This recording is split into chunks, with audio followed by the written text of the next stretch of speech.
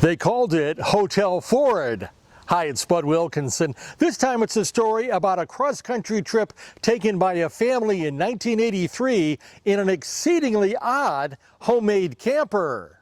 It was 42 years ago that Doyle Finan of Litchfield, Connecticut, set off with his daughter Kelly and son Brian in the camper that used a 1966 Ford Fairlane Squire as its base, with a pickup cap attached to the top. 8,400 miles around America at 8 national parks in San Francisco, Pebble Beach, and I was the only driver because the kids were 14 and 11, my daughter Kelly and my son Brian.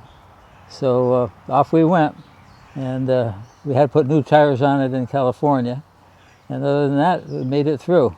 Where did the inspiration to do that come from? That was just something that popped into your head? Well, I had a camper trailer, and I did not want to tow a trailer through the Rocky Mountains.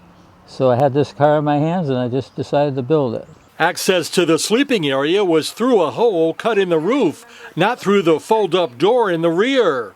The first stop on the trip was Niagara Falls, followed by Chicago and St. Louis, before the family headed west. What did people say when they saw you roll in? Well, it was funny because I was afraid the police would pull me over and say you can't do that, but I never had that problem.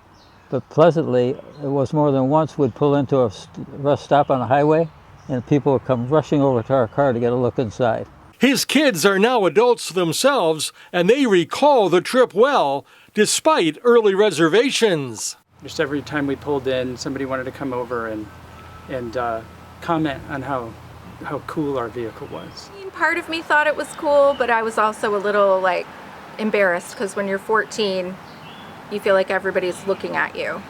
But it was, once I was out on the road, I got into it, and it was really fun. I have many memories. We stopped at a rest stop in Idaho, I think it was, to have a picnic, and down the path was the outhouse. So we went down there, and my son came running back. I said, "What happened?" He said, "There was a rattler in the outhouse."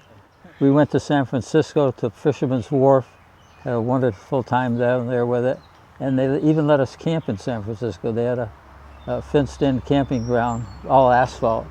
But we went there. But most of our campsites were, idyllic outdoor nature, Yellowstone and Yosemite and all those great places. In addition to the sleeping area above, with the front passenger seat removed, the Fairlane camper had one other amenity. There's a porta potty in there with a curtain around it. So that's one. And then as far as sleeping goes, there's 3 beds up top. One across the front and one down each side. What made you cut a hole inside the roof to get up that way as opposed to just throwing a ladder in the back and climbing in from the back? I was going to go in through the back, but my 11-year-old son said, "Dad, it'd be more cozy if we didn't have to go outside." The Fairlane eventually got parked because of a catastrophe involving its 289 cubic inch V8 engine. I was getting ready to take it on a ride around town about 15 years ago. I had it parked right out here, and the engine caught on fire, and everything under the hood got fried. And my goal now is to give it to somebody as a gift who will want to put that new engine in it and get it back on the road. Inside the cabin didn't get damaged at all. It was just under the hood.